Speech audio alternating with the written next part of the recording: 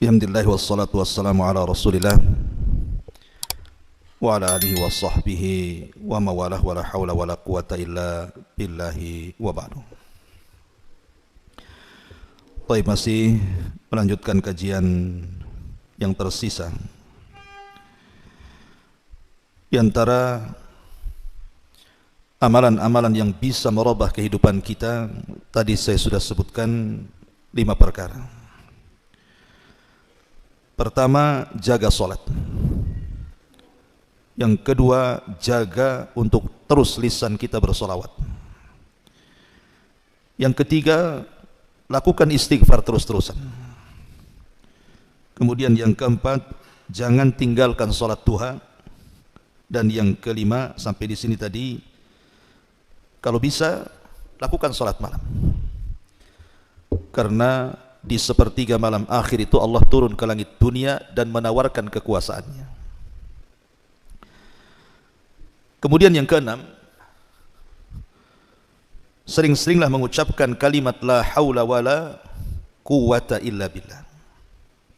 Tidak ada daya dan kekuatan kecuali hanya milik Allah Subhanahu wa ta'ala. Kalimat ini bukan kalimat biasa, ikhwan. Kalimat la haula wala quwata illa billah ini bukan kalimat biasa. Ini kalimat luar biasa. Jangan remehkan kalimat ini. Ketika Allah Subhanahu wa ta'ala menciptakan arsy. Arsy itu makhluk Allah yang sangat besar. Bayangkan kalau seandainya bumi dibandingkan dengan 7 lapis langit. Ibarat Anda datang ke padang pasir kemudian meletakkan cincin di tengah padang pasir. Bumi itu cincinnya, padang pasir itu langitnya. Kalau seandainya kita gabungkan antara bumi dan langit itu, kemudian kita bandingkan besarnya dengan kursi Allah, tempat berpijak kedua kaki Allah, kursi Allah, maka sama kita letakkan cincin di tengah padang pasir. Cincin itu langit dan bumi, padang pasir itulah kursinya. Kalau kita gabung tuh kursi, langit, bumi dan alam semesta, dibandingkan dengan besarnya arsy Allah Subhanahu wa ta'ala, itu sama dengan cincin dilempar ke padang pasir. Cincin itu ya semua makhluknya, padang pasir itulah arsy-nya. Bagaimana yang menciptakannya? Allahu Akbar. Allah lebih besar dibandingkan makhluk-makhluknya. Artinya bahwa seluruh alam semesta ini diliputi oleh arsy, karena itu makhluk yang paling besar kan, dan itulah makhluk yang pertama kali Allah ciptakan. Lah ketika Allah Subhanahu wa ta'ala menciptakan arsy, setelah itu Allah menciptakan apa lagi? Allah ciptakan para malaikat pemikulnya yang disebut dengan hamalatul arsy. Dan Allah menyebutkan jumlahnya berapa? 8. Pemikul arsy itu 8 malaikat. Lah satu hari Nabi SAW diizinkan Allah Subhanahu wa ta'ala untuk mensifati malaikat pemikul arsy.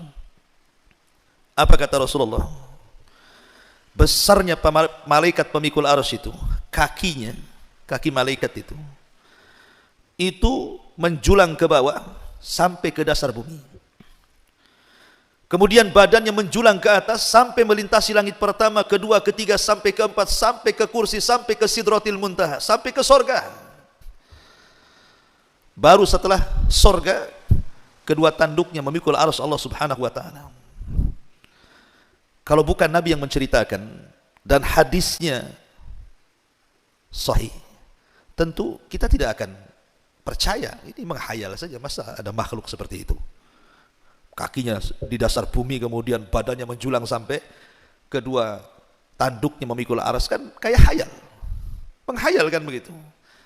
Tapi masalahnya hadisnya sahih yang menceritakan Nabi, sami'na wa ata'na, dan itu jumlahnya 8 malaikat.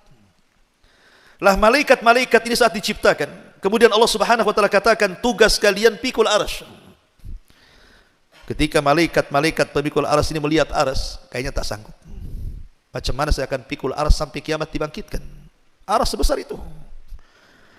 Maka malaikat-malaikat pemikul arsy ini meminta uzur bahwa mereka tidak sanggup memikul arsy. Arsy sebesar ini macam mana mau dipikul? Maka Allah Subhanahu wa ta'ala mengatakan, kalau begitu ucapkan kalimat la haula wala quwata illa billah. Akhirnya kemudian para malaikat pemikul arsy ini mengucapkan kalimat la haula wala quwata illa billah. Subhanallah, Setelah mereka mengucapkan kalimat ini, Allah berikan kekuatan. Dan mereka pun sanggup memikul arsy sampai hari ini, bahkan sampai kiamat dibangkitkan. Dari sini kata para ulama, lihat, kalimat la haula wala quwata illa billah ini bisa menjadikan malaikat lemah menjadi kuat. Bahkan ada sebagian para ulama beristimbat, kalimat ini bisa menjadikan kita kuat. Jadi orang yang sakit, ya, mungkin dia sudah ke dokter, sudah ke sana kemari mencari perobatan, cobalah banyak-banyak mengucapkan kalimat la haula wala quwata illa billah. Siapa tahu. Dan jangan coba-coba, artinya yakin bahwa kalimat ini malaikat saja diberikan kekuatan. Berarti kita yang lemah, entah lemah apa saja, coba perbanyak kalimat la haula wala quwata illa. Mudah-mudahan dengan kalimat ini mendatangkan kekuatan bagi kita. Bagi yang kita yang terpuruk ekonominya, susah bangkit, perbanyak la haula wala quwata illa billah. Karena tidak ada daya dan kekuatan kecuali milik Allah kan. Bagi yang terpuruk kesehatannya, bagi yang terpuruk ekonominya, bagi banyak masalah gitu ya, coba perbanyak kalimat ini terus ya. Insyaallah biidznillah. Karena Nabi SAW pernah mengatakan dalam sebuah hadis yang sahih. Apa kata Nabi SAW? Kata Nabi SAW, ala adulluka ala kanzin min kunuzil jannah. Maukah aku tunjukkan kepada kalian dari simpanan-simpanan surga? Maka sahabat mengatakan, tentu wahai Rasul.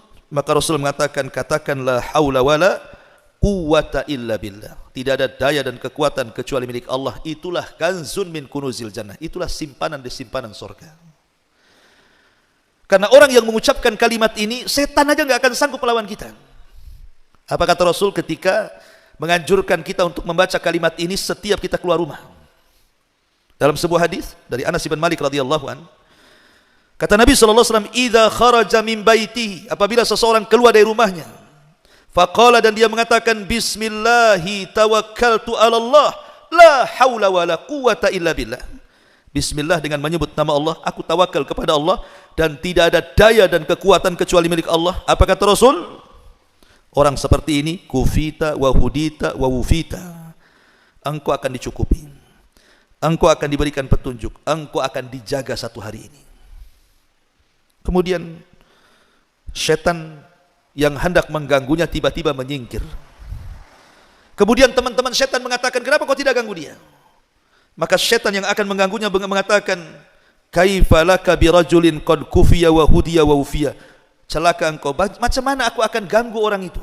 Sementara orang itu sudah dicukupi Allah, sudah diberikan hidayah oleh Allah, sudah dijaga Allah, aku tidak bisa mengganggunya. Makanya kalau kita membaca la haula wala quwata illa billah dari rumah pagi-pagi ini, antum keluar rumah, entah kerja, entah ke pasar, entah ke kebun, entah kemana, terserahlah. Katakan bismillahi tawakkaltu ala Allah, la haula wala quwata illa billah. Maka selama satu hari itu tidak akan ada setan yang datang ke kita. Tidak ada orang hasad yang hasad kepada kita, tidak ada orang dengki yang dengki kepada kita, tidak ada orang yang menghantar sihir yang hendak menyihir kita, tidak ada setan yang hendak mengganggu kita. Ya. Lah ini kan kekuatan luar biasa. Berarti satu hari itu kita dicukupi oleh Allah, dijaga oleh Allah, bahkan diberikan petunjuk oleh Allah Azza wa Jalla. Itu terkadang kalimat-kalimat seperti ini, ikhwan, kalau orang tahu makna dan paham kan enak tuh. Kita amalkan. Ya. Ma'asyiral muslimin yang dimuliakan Allah Azza wa Jalla. Karena ini salah satu solusi hidup masalahnya. Kalau kita banyak masalah, penyakit dan lain sebagainya, maka perbanyak la haula wala quwata illa billah. Antum kasih ijazah lah biasanya. Kalau ada saudara sakit gitu ya, bisiki saja, perbanyak kalimat la haula wala quwata illa billah, insyaallah sembuh. Tahu-tahu besoknya mati, ya sudah takdirnya.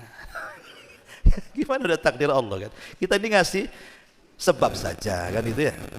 Ma'asyiral muslimin yang dimuliakan Allah Subhanahu wa taala. Kemudian yang nomor 7, perbanyak kalimat tasbih.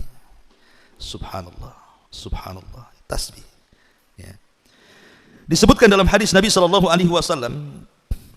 man qala subhanallah wa bihamdihi fi yaumin mi'ata marratin khuttat khatayahu wa in kana mithla zabadil bahri. Barang siapa yang mengucapkan subhanallah wa bihamdihi, subhanallah wa bihamdihi berapa kali? 100 kali dalam satu hari, maka Allah akan hapuskan dosanya walaupun jumlah dosanya sebanyak buih yang ada di lautan. Subhanallah. Siapa yang bisa menghitung buih di lautan? Tidak ada yang bisa. Seandainya kita punya dosa sebanyak itu, dengan mengucapkan subhanallah bihamdi 100 kali dalam sehari, Allah hapuskan dosa-dosa kita. Tentu yang dimaksud di sini dosa kecil. Kalau dosa besar kan tidak bisa digempur dengan tasbih, hanya bisa digempur dengan taubat dan nasuha. Tetapi ikhwatu fillah muliakan Allah azza wa jalla, kalimat subhanallah itu kan kalimat ringan kan? Semua orang bisa mengucapkannya. Bahkan Rasul yang mengatakan kalimat ini kalimat ringan. Apa kata Rasul? Kalimatani khafifatani ala lisani thaqilatani fil mizani habibatani ala rahmani subhanallah wa bihamdihi subhanallahil azim. Kata Rasul, dua kalimat ringan di lisan, berat dalam timbangan, dicintai Ar-Rahman, subhanallah wa bihamdihi subhanallahil azim. Lihat, memberatkan timbangan. Ada seorang syekh bercerita, jadi ada seorang kakek, udah usia ya, mungkin 80-90 tahun itu usianya, orang awam, tapi suka ke masjid kakek ini. Entah apa yang mengilhami hatinya, tiba-tiba habis sholat wajib, entah sholat asar atau sholat maghrib gitu ya, tiba-tiba dia mendekat ke imam sholat itu. Imam ini pun kaget karena tidak pernah ada jamaah yang datang bertanya. Kata Pak Imam, ada apa kek? Kata kakek ini begini, Pak Imam, saya ingin tanya, saya kan sudah tua, kasihlah amalan untuk saya, supaya dengan amalan itu aku bisa mendawamkannya dan aku bisa ajak orang lain untuk mengamalkannya. Terdiamlah sang imam ini, tapi akhirnya imam ini ingat hadis ini. Kata imam ini gini, kek, saya ingat hadis Nabi, kalimatani khafifatani ala lisani thaqilatani fil mizani habibatani ala rahmani subhanallah wa bihamdihi subhanallahil azim. Baca kek ya, kata Rasul dua kalimat ringan di lisan tapi berat loh dalam timbangan, dicintai Allah lagi. Ucapkan subhanallah wa bihamdihi subhanallahil azim. Dihafal sama kakek ini. Keluar dari masjid ya. Setiap ketemu orang di jalan di stop sama dia. Sini. Nabi bersabda dua kalimat ringan di lisan, berat dalam timbangan, dicintai Ar-Rahman. Katakan subhanallah wa bihamdihi subhanallahil azim. Setiap ketemu orang dia ngomong begitu. Masuk pasar, teriak di pasar, hei orang pasar, dua kalimat ringan di lisan, dicintai Ar-Rahman, berat dalam timbangan, katakan subhanallah wa bihamdihi subhanallahil azim. Pokoknya semuanya, keluarga ini dikumpulkan. Subhanallah, coba bayangkan. Satu hari kakek ini koma, sakit, udah tua. Sampai satu pekan dia nggak sadar-sadar. Ketika sadar, keluarganya senang, dipegangnya tangan kakek ini. Mulailah kakek ini berkata kepada keluarganya, aina dokter? Mana dokter? Mana dokter katanya. Dipanggil dokter, dipegang tangan dokter. Dok, Nabi bersabda dua kalimat ringan di lisan, berat dalam timbangan, dicintai Ar-Rahman. Jangan lupa dok, subhanallah wa bihamdihi subhanallahil azim. Habis itu dia mati. Kakek ini mati dalam ucapan subhanallah wa bihamdihi subhanallahil azim. Apa enggak berat timbangannya orang itu? Ya, coba antum kayak gitu ketemu orang itu. Sini. Kan mantap betul. Itu dakwah itu ya. Jadi kalimat tasbih ini bukan sembarang, ini memberatkan timbangan. Memberatkan timbangan luar biasa. Makanya Nabi SAW mengatakan subhanallah walhamdulillah tamla'an atau tamla'u ma bainas sama'i wal ardi. Ucapan subhanallah walhamdulillah ini bisa memenuhi antara langit dan bumi. Pahala yang kita akan dapat itu luar biasa besarnya. Dan ini bisa menenangkan hati, karena tasbih itu artinya kita sedang mensucikan Allah. Sedang mensucikan Allah dari sifat-sifat yang tercela dan juga dari hal-hal yang bisa menjadikan cacat dan aib bagi Allah Azza wa Jalla. Artinya tasbih itu kita sedang mengagungkan dan mensucikan Allah. Ini kalimat agung. Maka gunakan kalimat ini untuk zikir kita. Umpamanya pas kita naik motor atau naik mobil gitu kan. Kan disunahkan kalau turun subhanallah, kalau naik Allahu akbar, kan begitu. Kita naik mobil nih, turun subhanallah, naik Allahu akbar. Itu kata Nabi. Supaya di jalan itu kalau penuh takdirkan kecelakaan, ya kita tidak tahu. Namanya orang hidup di jalan, kadang ditabrak, kadang nabrak. Sudah hati-hati pun tetap jadi tabrak. Susah hidup di jalan ini. Kendaraan sudah lengkap, rem bagus, orang pula tak masalah dengan kita. Dia pula nabrak kita. Tapi kalau setiap jalan kita berzikir seperti itu kan, kalau Allah takdirkan mati di jalan pun insya Allah husnul khotimah lah, lagi zikir. Tapi jangan ditabrak-tabrakan. Dan jangan nabrakan diri pula kan. Itu bunuh diri namanya. Ini kalaupun terjadi seperti itu. Tapi kan lisan kita berzikir, baca tasbih dan takbir. Kemudian yang nomor 8, di antara amalan-amalan yang bisa merubah hidup kita juga adalah qiraatul Quran. Baca Quran. Baca Al-Quran. Saya tuh punya kawan itu di pulau tuh. Dia cerita, dulu usaha saya di pasar itu sulit kali itu. Mau naik, mau apalagi mau buka cabang itu, yang ada aja susah berkembang. Tapi semenjak setiap pagi sebelum kerja itu saya baca Quran. Allah mudahkan usaha saya katanya. Ini mereka orang awam yang ngomong gini, bukan orang ngaji, orang awam yang ngomong gini sama anak tuh. Ya. Artinya ya saya percaya saja, karena Al-Quran itu memang berkah, diturunkan oleh Allah untuk keberkahan kan.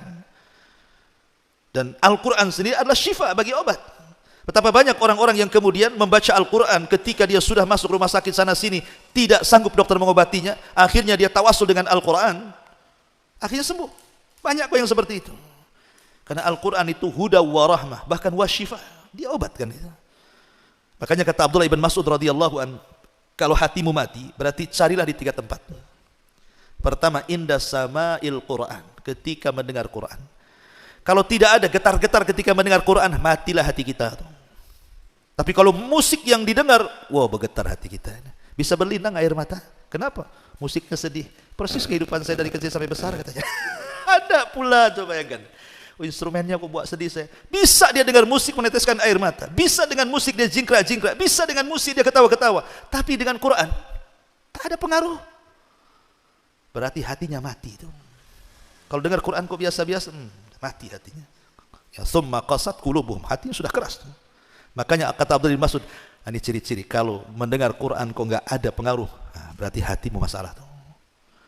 Yang kedua, indah majalis dzikri, ketika di majelis dzikir kayak gini ngaji. Ya, kalau dia mau, karena orang kalau biasa ngaji, dia akan tenang hidup di majelis taklim tuh. Kalau saya ibaratkan itu kalau kan tangkap ikan, letakkan di akuarium, tenang dia. Memang di situ tempatnya kan. Coba tangkap burung liar, ada burung yang untung tangkap, masukkan ke sarang. Apa? Karena memang bukan di situ tempatnya, ya mau terbang aja dia di sarang itu kan. Kecuali kalau udah lama. Ya. Seperti itulah antum yang biasa ngaji ya, tenang aja, walaupun ngantuk-ngantuk kan itu. Coba cari kawan yang nggak pernah ngaji, ajak ngaji. Apa pantatnya nggak panas itu? Goyang sana, goyang sini. Kapan selesainya? Kok bisa nyambung lagi? Ini kajian apa ini? Itu nggak, hatinya nggak ada di situ kan. Makanya kalau orang punya hati duduk di majelis taklim, tenang dia di situ. Nah, cari hati anda di situ. Orang kalau terbiasa majelis taklim, insya Allah gitu. Karena memang hatinya di situ. Ataupun indal khalawat, ketika kesendirian kita dengan Allah. Ketika malam kita bangun gitu kan, kita bisa tahajud, kita bisa baca Quran di sepertiga malam, berarti kita ada hati itu. Tapi kalau bangun kencing tidur lagi, dan itu setiap hari seperti itu, tidak bisa kita bangun malam untuk hanya sekedar berzikir saja, berarti hatinya mati itu. Kata Abdullah Mas'ud, kalau di 3 tempat ini tidak berpengaruh, mati hati kalian, harus diperbaiki. Ma'asyiral muslimin yang dimuliakan Allah Azza wa Jalla. Jadi baca Quran ini luar biasa, karena jangankan kita ya, Quran ini kalau dibacakan ke gunung-gunung, bahkan ke langit dan ke bumi itu, mereka bisa bergetar. Allah mengatakan apa? Inna aradnal amanata 'alas samawati wal ardi wal jibal fa abaina an yahmilnaha wa ashfaqna minha wa hamalaha al insan. Kami sodorkan amanah Quran ini kepada langit, bumi dan gunung, semua menolaknya karena tahu beratnya. Tapi manusia memegangnya. Artinya ada pengaruh Quran ini kepada langit, bumi dan alam semesta. Bayangkan bangsa jin. Ketika Nabi SAW pulang dari Taif, kan Rasul semenjak meninggal Abu Talib, meninggal Khadijah, itu tidak ada backing dakwah. Karena kenapa orang-orang Quraisy tidak berani menyentuh Nabi? Karena ada 2 orang ini. Pertama Abu Talib karena pemimpin Arab, yang kedua Khadijah karena wanita mulia, masih menghargai. Tapi ketika dua-duanya meninggal dalam tahun yang sama, yang disebut dengan Amul Hazni, tahun kesedihan, Rasul sudah nggak bisa berdakwah di Mekah, diancam mau dibunuh, dan diancam oleh 18 kabilah, macam-macam kami bunuh. Terpaksa Rasul harus hijrah, mencari areal baru untuk berdakwah. Dia kepikir ke Taif, berangkat dia ke Taif. Sampai di Taif, bukannya diterima penduduk Taif, lebih parah dibandingkan Mekah. Baru datang aja dilempari. Sampai Rasul harus lari 1 mil, dilempari batu, bayangkan. Akhirnya dia sembunyi dengan budaknya. Siapa budaknya? Zaid ibn Harithah, di kebun Mughirah, kebun kurma perbatasan Taif dan Mekah. Mau masuk Mekah tidak bisa, kembali ke Taif dilempari. Akhirnya di kebun kurma itu Nabi SAW sholat subuh. Lah ketika sholat fajar itulah tiba-tiba ada 7 atau 8 jin dari Nasibin, jin-jin dari Yaman, nyasar ke situ, ke kebun kurma Mughirah itu. Ketika Nabi SAW sedang sholat membaca Quran, jin-jin ini mendengarnya. Subhanallah, sekali dengar, jin-jin ini beriman kepada Allah Azza wa Jalla. Dari sini turun ayat surah jin, Qul uhiya ilayya annahu istama'u nafarun minal jinni faqalu inna sami'na Qur'anan ajaba. Qul uhiya ilayya annahu istama'a nafarun minal jin. Telah diwahyukan kepadaku bahwa ada sekelompok jin yang mendengarkan Al-Quran. Setelah mendengarkan Al-Quran, qalu sami'na Qur'anan ajaba, kami mendengar Quran ini sangat takjub, aman Nabi, kami beriman, katanya. Subhanallah, jin sekali mendengar Quran langsung beriman. Terkadang jin lebih baik daripada manusia, kan? Coba antum datang ke orang kafir, bacakan Quran, beriman gak? Yang ada di marah-marah, apa kamu baca-baca Quran di sini, katanya. Bahkan Quran bisa mengusir jin, kan? Kalau orang ruqyah tuh bacakan Quran, hilang. Tapi saya pikir baca Quran itu, tadinya saya pikir jin aja yang lari. Orang pun bisa lari kalau bacakan Quran. Coba antum ke pasar, banyak orang kumpul-kumpul preman, antum baca Quran di situ, apa gak bubar tuh? Oh, rupanya bisa ngusir orang juga Quran tuh. Ya. Ma'asyiral muslimin yang dimuliakan Allah Azza wa Jalla, intinya bahwa jangan tinggalkan Quran. Quran itu obat segala sesuatu. Kemudian yang nomor 9, jangan lupakan membaca ayat kursi. Ayat kursi ini jangan dianggap remeh. Ini ayat yang paling mulia dalam Al-Quran. 30 juz, bayangkan Quran itu. Kalau cerita surat, tidak ada surat yang paling mulia melebihi surah Al-Fatihah. Tapi kalau cerita ayat, tidak ada ayat yang paling mulia dalam Al-Quran melebihi ayat kursi. Melebihi ayat kursi. Ajaib, luar biasa kalau kita membedah tafsirnya itu. Ayat kursi ini semua bicara tauhid, dari awal sampai akhir. Keagungan, tauhid, kemuliaan, dan begitu seterusnya. Bahkan nama dan sifat bagi Allah diulang-ulang dalam ayat ini. Lah ayat ini, satu hari Abu Hurairah radhiyallahu an ditugasi Rasul untuk menjaga pembendaraan zakat di bulan Ramadan. Jadi Abu Hurairah suruh jaga tuh malam-malam, kan ngepul zakat, zakat fitrah, zakat mal, pokoknya zakat lah bulan Ramadan, kan. Lah Abu Hurairah itu jaga tuh pembendaharaan zakatnya, gudangnya. Tiba-tiba ada pencuri, mencuri beras, mencuri gandum atau kurma lah pokoknya, kan, tidak banyak. Dikejar sama Abu Hurairah, pencuri ini ketangkap pula.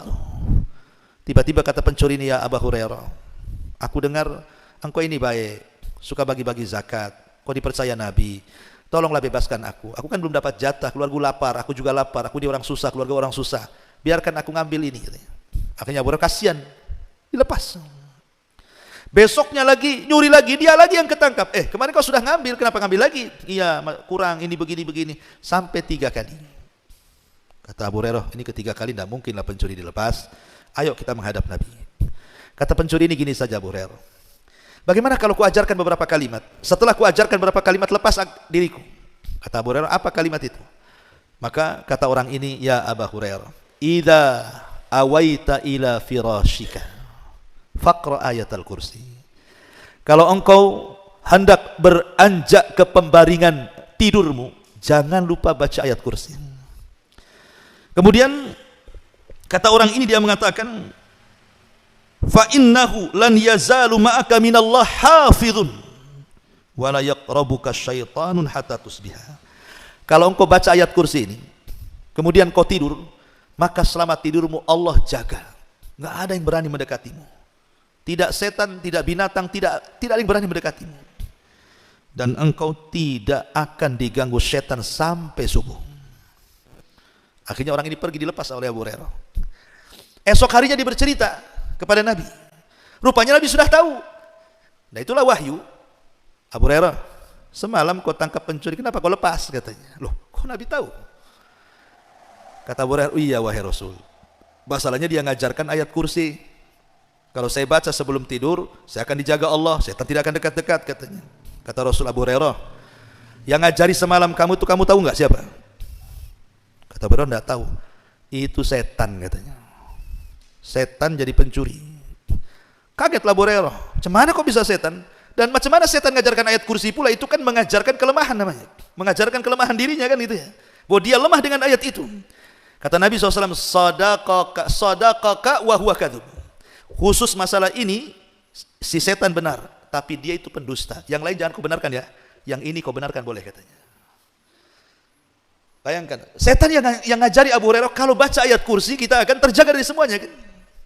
Baca ayat kursi. Kadang-kadang aneh, kita ini mungkin antum baru pindah rumah atau apa gitu kan, orang-orang awam itu. Kadang-kadang rumahnya angker, menurut dia mungkin angker. Aneh-aneh pula datangkan orang usir jin. Dulu ada di TV itu acara apa tuh? Uka-uka atau apa tuh? Yang tukang nangkap-nangkap jin masukkan ke botol kecap tuh. Kan ada tuh, pakai serban-serban kan? Cemana dia nangkapnya, cemana masukannya? Jin itu berdasarkan Quran, innahum yarab wa kabiluhu min haitsu la tarawna. Mereka dan kabilahnya melihat kita, kita yang tak melihat mereka. Itu nas Quran tuh. Innahum yaraka wa qabiluhu min haitsu la tarawna. Mereka dan kabilahnya melihat kita, kita tak melihat mereka. Itu nas Quran. Mereka yang lihat, kita yang tidak lihat. Tapi keadilan Allah nanti di akhirat dibalik. Kita yang melihat mereka, mereka tidak melihat kita. Harus adil lah kan begitu. Tapi di dunia mereka melihat kita, kita tidak melihat mereka. Macam mana Allah mengatakan kita tidak melihat mereka, bisa pula kita tangkap mereka? Macam mana caranya? Ya, kita bisa nangkap makhluk yang tidak bisa dilihat. Nabi saja kalau bukan karena Jibril ngasih tahu di situ ada jin, Rasul tidak mungkin datang ke situ. Jibril yang kasih tahu, wahai Muhammad, sekelompok jin sudah nunggu di tempat ini, kau ditunggu di sana, ngisi ceramah di sana. Maka Rasul ke situ karena Jibril yang kasih tahu. Tiba-tiba antum ceramah di tengah kebun, innalhamdulillah namadu. Ngapain antum? Lagi ceramah sama jin. Mana bisa? Ya. Apalagi nangkap-nangkap jin kemudian masuk ke botol ini, coba. Botol mineral. Tahu lubang pula kecil. Keluar dari situ. Ini kan sandiwara, sinetron. Tidak ada yang bisa seperti itu. Itu yang bisa hanya orang-orang yang pandai acting saja. Bukan nangkap jin, itu sedang acting orang itu. Nggak bisa. Apa dia tahu jumlah jin di rumah berapa? Nah, sekarang kalau begitu tangkaplah itu jin-jin yang di kamar mandi yang al-khaba'is dan khabis itu. Yang kita berlindung, Allahumma inni a'udzuka minal khubthi wal khaba'is. Tangkap tuh. Bisa enggak tuh? Nangkap jin laki-laki dan perempuan tuh yang ada di kamar mandi. Jadi kalau yang masuk laki-laki yang goda perempuan. Kalau yang masuk perempuan yang goda laki-laki. Yang masuk LGBT. Ya, jinnya LGBT juga lah kan. Artinya bahwa orang-orang ini sedang menghayal sebenarnya dan orang lain tertipu pula. Sebenarnya kalau kita mengikuti kepada sunnah Nabi sangat ringan. Kalau takut baca ayat kursi kan enak kan gitu ya. Coba simpel Islam itu. Kalau kita kenal sunnah itu paling simpel. Kita lewat nih. Kok agak bulu kuduk rinding-rinding kan gitu ya. Apa kata Rasul? Bacalah a'udzu bikalimatillahi tammati min syarri ma khalaq. Selesai. Ada yang lebih pendek, kepanjangan itu Ustaz. Ada nggak yang lebih pendek? Ada kata Rasulullah. Kata Rasulullah, kalau kita lewat di sebuah tempat yang menakutkan, kul bismillah wala tubali. Katakan bismillah dan jangan dipedulikan. Lewat saja, bismillah, lewat. Jangan dipedulikan. Ini enggak, lewat dipedulikan. Kenapa ya goyang-goyang ya? Nah, itu namanya dipedulikan namanya kan? Kenapa kok itu ada ini ya? Nah, itu jangan, kata Rasul, jangan dipedulikan. Ibu-ibu ini kalau di rumah kan, pamannya lampu pula mati, hujan pula deras, rumah pula pinggir kuburan, anjing tetangga pula gonggong. Pas Jumat Kliwon pula, aduh udah stres makanya. Mau ke kamar mandi mau kencing, takut. Karena mungkin kurang, nggak belajar akidah. Kata Rasulullah, kalau takut ke kamar mandi, ucapkan bismillah, bismillah, masuk kamar mandi, kencing cepat, keluar, masuk ke kamar lagi. Begitu caranya. Dan jangan dipedulikan. Karena setan itu dia akan masuk dalam setiap media yang ada untuk menakut-nakuti kita. Terkadang dia masuk ke gorden, goyang-goyang gordennya. Terkadang masuk ke angin, suara seng pula, ya, bunyi. Terkadang masuk ke bayangan, pohon pula bergoyang-goyang. Itu memang sengaja mereka yang masuk ke situ. Karena setan itu tidak bisa mukul langsung, dia hanya ngasih was-was. Dia menakut-nakuti dari jauh saja. Dibuatnya bayangan, dibuatnya angin, dibuatnya ini. Kadang goyang-goyang, rupanya ada kucingnya di balik itu. Karena ketakutan disangka setan. Makanya Rasul mengatakan bismillah wala tubali. Katakan bismillah, jangan pedulikan. Dan jangan bicara. Ngapain pula kemudian di dapur ibu-ibu? Itu siapa itu di luar, saya di dalam? Ngapain pula? Biarkan saja. Ya. Akhirnya kemudian tengok YouTube macam mana cara ngusir setan. Pokoknya dikasih bawang ini, bawang itu, macam-macam bawang dikeluarkan.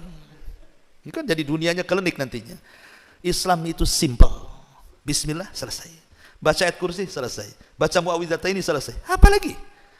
Ya. Makanya kalau orang ikut sunnah itu paling enteng, itu paling enak. Ngadapi apa saja ada solusinya. Ma'asyiral muslimin yang dimuliakan Allah Azza wa Jalla, maka ayat kursi ini sebagai solusi juga bagi kehidupan kita. Kalau takut, baca ayat kursi. Kemudian yang nomor 10, ini amalan lakukan. Ini demi kebaikan saya, Anda atau siapapun. Amalan 3 amalan selepas bangun tidur. Ini keajaibannya luar biasa. Nabi SAW mengatakan dalam sebuah hadis, Ya'kidu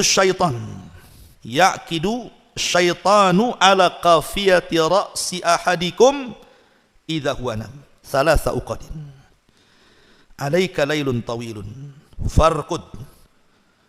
Kata Nabi SAW, setiap kita tidur, saya, Anda, siapapun, pasti didatangi setan. Untuk apa setan datang ke kita? Mengikat tengkuk kita 3 ikatan. Dan di sini ada dalil bahwa setan itu tidak akan mampu menguasai ubun-ubun. Setan itu hanya bisa menguasai tengkuk. Dalam dunia barat, kalau cerita otak, ada otak kanan, ada otak kiri. Ini menurut orang barat. Tapi menurut Al-Quran, otak itu cuma 2. Otak depan dan otak belakang. Otak depan disebut ubun-ubun, nasiyah. Dan otak belakang disebut tengku, qafiyah. Setan tidak bisa menguasai ubun-ubun manusia. Setan itu hanya bisa menguasai otak belakang disebut dengan qafiyah, atau bahasa kita tengku. Di sini setan akan menguasai kita dengan cara apa? Diikat 3 ikatan setiap tidur kita. Dan setiap kemudian setan mengikat itu, maka setan akan membacakan mantra. Mantranya apa? Lailun tawilun farqud. Tidur, malam masih panjang. Itu mantranya. Padahal sudah dekat ke subuh tuh. Ya. Diikat lagi, udah azan subuh tuh. Kasih mantra lagi, tidur, tidurlah. Malam masih panjang, padahal dari jam 6 tuh.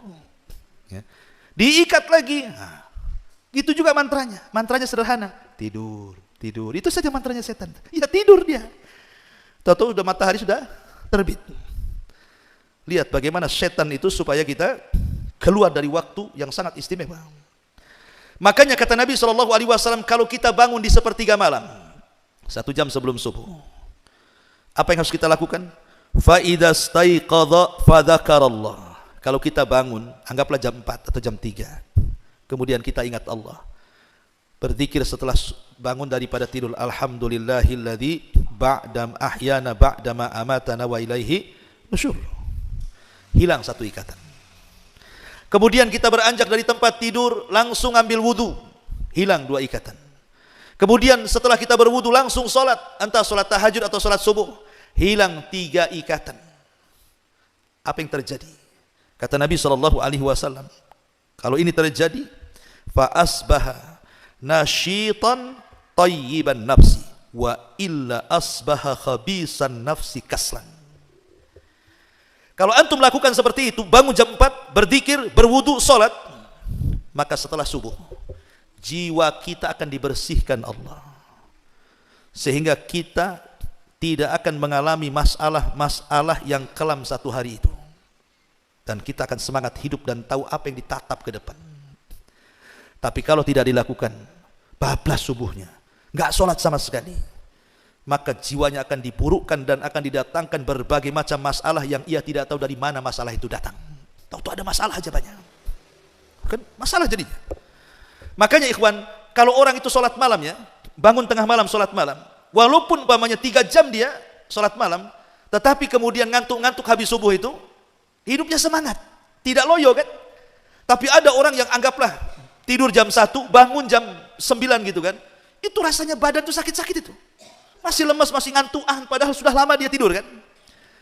Lah disitulah letaknya kenapa Nabi SAW mengajarkan kepada kita kalau hidup kita ingin terarah, lakukan 3 perkara. Berzikir setelah bangun dari tidur, berwudu, sholat. Saya nggak bisa bayangkan coba, orang yang nggak pernah sholat subuh, sementara setiap malam setan ikat 3 ikatan, itu kalau 10 hari tak sholat subuh, 3 ikatan kali 10 udah berapa tuh? Apa nggak ruwet itu di tengkuknya ikatan setan tuh? Cemana dia berpikirnya coba? Nah ini kalau ingin menatap hidup, lakukan ini. Ma'asyiral muslimin yang dimuliakan Allah Subhanahu wa taala, ya waktu 8:30. Ini sih banyak sebenarnya ya. Tapi tidak apa-apa lah. Ya, insyaallah kita kajian di lain kesempatan. Kayaknya malam ini tidak ada tanya jawab nih ya. 8:30 karena ada keperluan.